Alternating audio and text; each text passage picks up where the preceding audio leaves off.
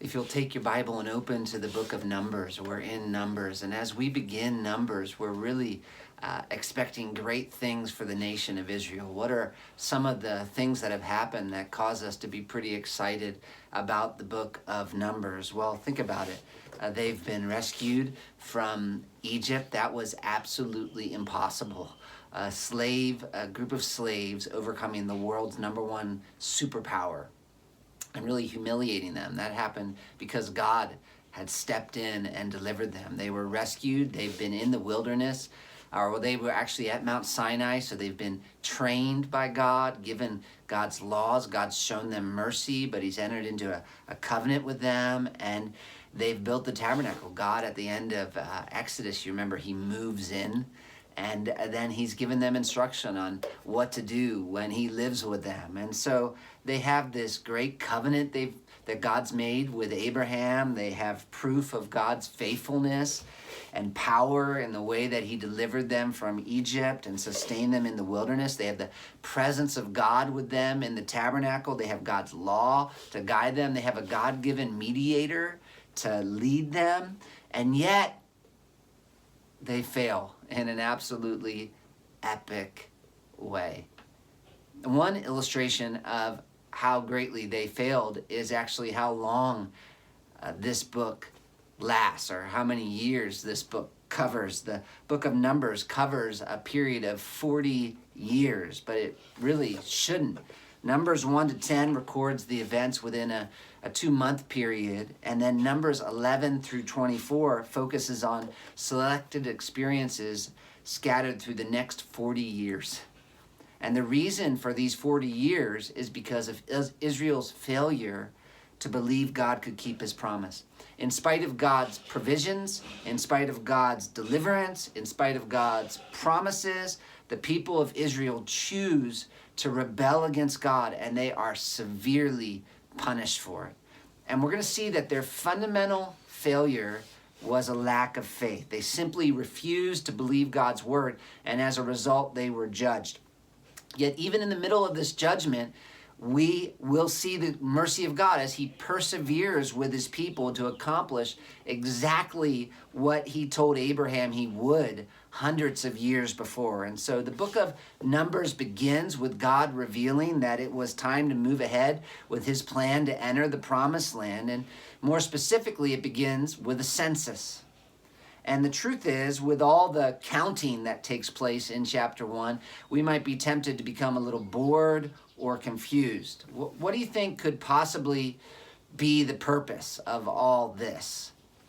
Certainly one of the purposes of this counting that we read in Numbers 1 has to do with the great promise that God made to Abraham in Genesis 12. God told Abraham he would have many descendants, and now you can look at the results in Numbers 1 and 2. In fact, if you look at Numbers 2, verse 32, without counting the Levites, how many men do we have ages 20 and up? 603,000. So the first great purpose of this census was to demonstrate God kept his promise. It was like an exclamation point at the beginning of this book. God has been faithful. It looked impossible, but God did it. And in Numbers 1:3, we see that Moses was specifically to count the men who were ready to go to war, which points us to the second purpose of this census, to get God's people ready for battle. While God has promised to give his people the land, he also is going to require them to fight. And yet there's one group of people that he makes clear are not to enter into battle. And we discover this group in chapter 1, verse 47 and following. Who are they? The Levites. At the end of chapter 1, he describes the Levites' responsibilities. They're to take care of the temple. Specifically, he says they're to guard over the tabernacle of testimony. And he emphasizes the importance of this responsibility by saying that if any outsider tries to take the Levites' job, they will die. And that they must guard the tabernacle so the wrath of God doesn't break out on Israel. And you know, he continues to talk about the Levites in chapters 3 and 4, and then he comes back to the Levites in chapters 7 and 8. And so here the Israelites, they have this great task in front of them. They're preparing to enter the promised land, but they'll have to battle to take it as their own. And yet, God spends all this time talking about the Levites. Why would God spend so much time talking about these particular people as they prepare to enter Canaan? Well, one, it reminds us that the key to Israel's success is not going to be found in their military strategies or might, but in the presence of God. God is greater than all their enemies. And two, we're going to discover one of the other purposes for all of this talk about the Levites and these laws and these opening chapters is because of Israel's purpose. Their purpose is to demonstrate God's holiness to the nations around them. We're going to discover as we read this book as well that Israel, as they prepare to enter the promised land, they are very frightened by the people who are living in Canaan. But as we read these opening chapters of Numbers, we see someone who, in a sense, is actually more dangerous. Listen to the following passages and just notice what they demonstrate about God. Numbers 3:4. But Nadab and Abihu died before the Lord when they offered unauthorized fire before the Lord in the wilderness of Sinai, and they had no children. So Eleazar and Ithamar served as priests in the lifetime of Aaron their father. Keep following, you'll hear it. Numbers 3:10. And you shall appoint Aaron and his sons, and they shall guard their priesthood. But if any outsider comes near, he shall be put to death.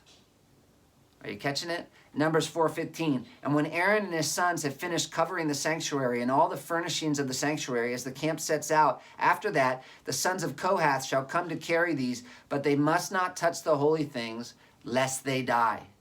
I think you heard it. Numbers 4:19 and 20. Deal thus with the Kohathites, that they may live and not die when they come near to the most holy things. You see, while the Israelites might have thought of entering the land of Canaan as dangerous, really, they should have been more concerned about their relationship with God. What they needed to be concerned about was not military prowess, but spiritual purity. And we see that even in chapter 2. After this census in chapter 1, God arranges the camp in chapter 2. And they had to set up the camp as they moved into Canaan. And there was an order to the way they set up the camp. They had the 12 tribes divide into groups of 3 and form a square, basically, with the tabernacle in the middle. And that was how an army set themselves up on its way to battle. And in most camps, military camps, the king would be in the middle. And obviously, this was a way of saying God was their king. And that is why chapters 5 to 10 of Numbers are all about holiness.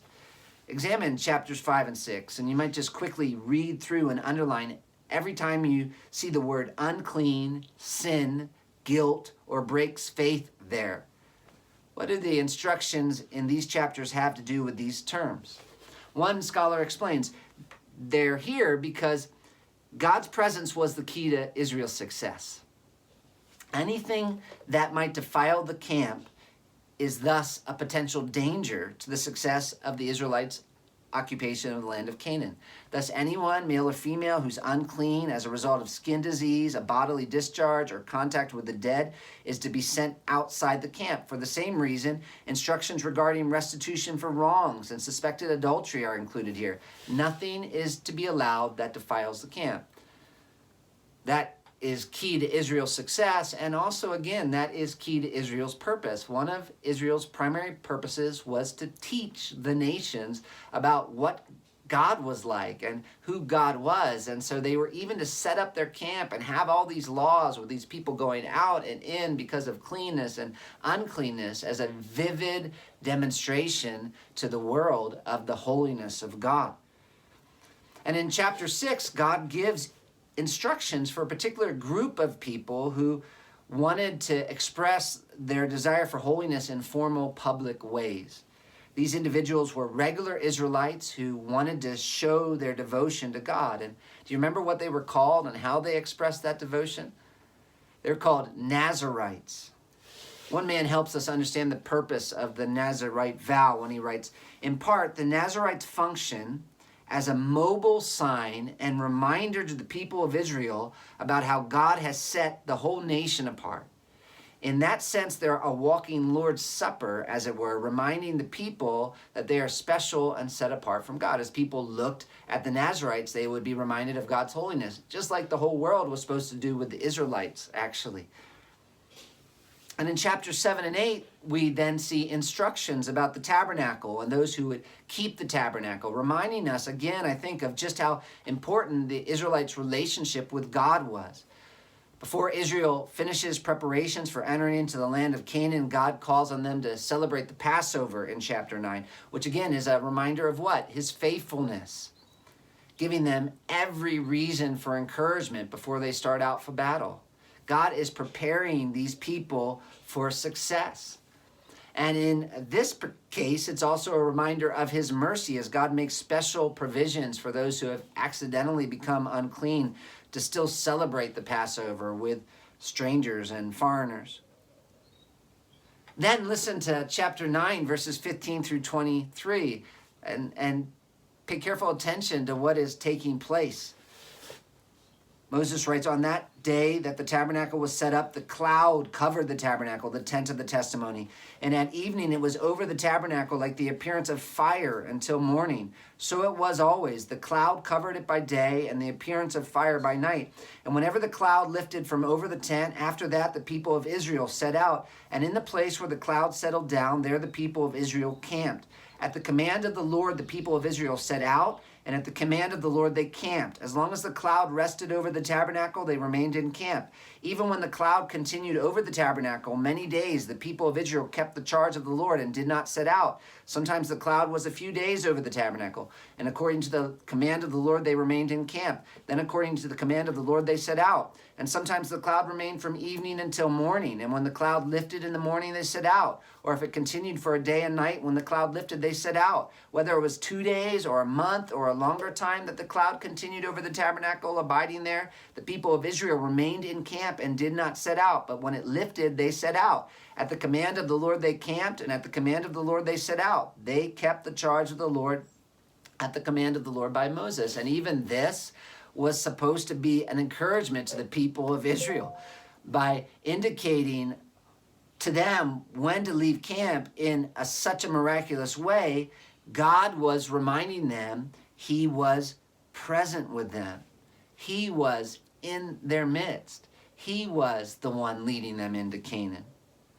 And so while parts of the opening of Numbers seem slow to us, they're actually a description of how God encouraged his people before they entered the land and prepared them to know how they would be able to take the land. He proved to them, he kept his promises, and he gave them a way to meet with him, and he reminded them of his past deliverances. And yet, in spite of all of these great encouragements, almost immediately after the people set out for the promised land in chapter 11, they begin complaining and testing God.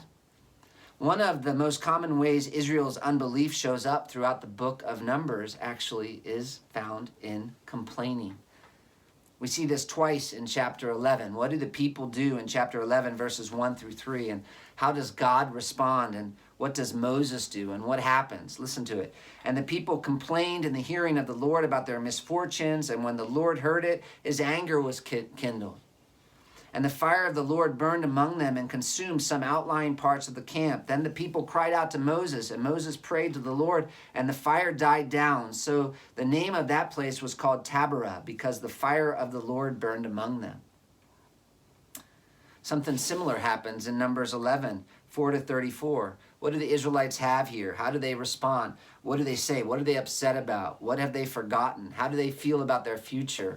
What is their complaining and evidence of? What does Moses say in this passage that's surprising? What does God teach us about himself? How does God help Moses? Think about it. They have bread that's been falling down from heaven. Literally, bread. You don't have to go to the grocery store. It's out there. Bread falling down from heaven. They don't have meat, however, and they're upset. And so they start complaining and being angry at God that he hasn't provided them the meat that they say they long for. And Moses actually gets so upset. They get so angry with Moses, and so they're complaining so much that Moses gets so upset, he says that they should just kill him. And so God sees this, and he comes and he brings leaders to Moses, and he gives them the Spirit to help him with his burden. And then he proves that he can provide meat. And actually, Moses isn't sure that God can do this at this point. Moses says to God, "Shall flocks and herds be slaughtered for them and be enough for them? Or shall all the fish of the sea be gathered together for them and be enough for them?" And the Lord said to Moses, "Is the Lord's hand shortened? Now you shall see whether my word will come true for you or not." God can do exactly what he says he can do. Nothing is impossible for God, and he actually gives the people so much meat that they almost choke on it. Another common way Israel rebels against God, besides complaining, is by challenging the authority of those he's placed in leadership over them. And in chapter 12, Moses is attacked really by Miriam and Aaron because of the Cushite woman that he married. Now, this is an interesting little situation, and it requires a little thought, because Zipporah, you remember Moses' wife, was actually a Midianite, and that's different than a Cushite. Some think that they refer to the same region, but that's actually pretty unlikely. Cush is pretty well known in the area around Egypt as being a place where black African civilization flourished. And that's actually how Cushites are presented in Egyptian art. They're presented as black people.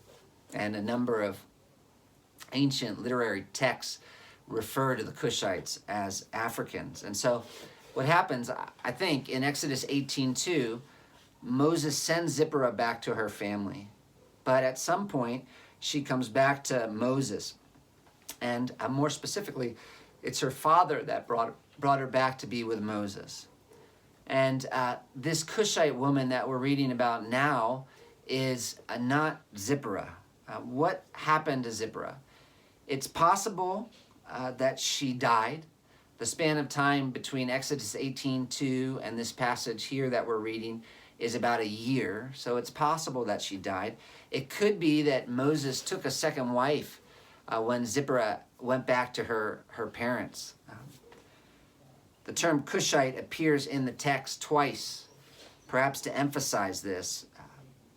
People in the ancient world would have read this and they would have thought of a black woman from the region south of Egypt when they heard about this Cushite woman that Moses married. And it may be that Miriam and Aaron are objecting to this marriage, and one of the reasons they're objecting to the marriage is, in fact, the skin color. But ultimately, of course, that was an excuse. Basically, the problem had to do with jealousy. You can see chapter 12, verse 2. And God here reaffirms his approval of Moses and judges Miriam by sending her outside the camp. The Cushite woman, then, is part of Moses' family and Israel. But Miriam, because of her opposition to Moses, is separated from her family and Israel.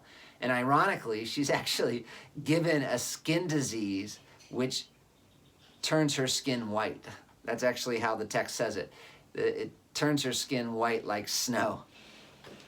God knows how to judge. And we'll continue to look at Israel in the wilderness in the chapters that follow. But as you can tell, it's not looking good at this point. God's rescued his people for a purpose. They are to be a demonstration of his holiness to the world. And yet, in spite of God's mercy and patience and all of this training that he's done around Mount Sinai, as they begin to move forward to the promised land, they are taking every opportunity they can to stubbornly resist him and demonstrate their lack of faith by a refusal to give thanks, but instead this persistent pattern of complaining and rebelling against the authorities he's instituted. And so we're wondering, how exactly is God going to accomplish his saving plan? And we'll see the way that Numbers answers that in videos to follow.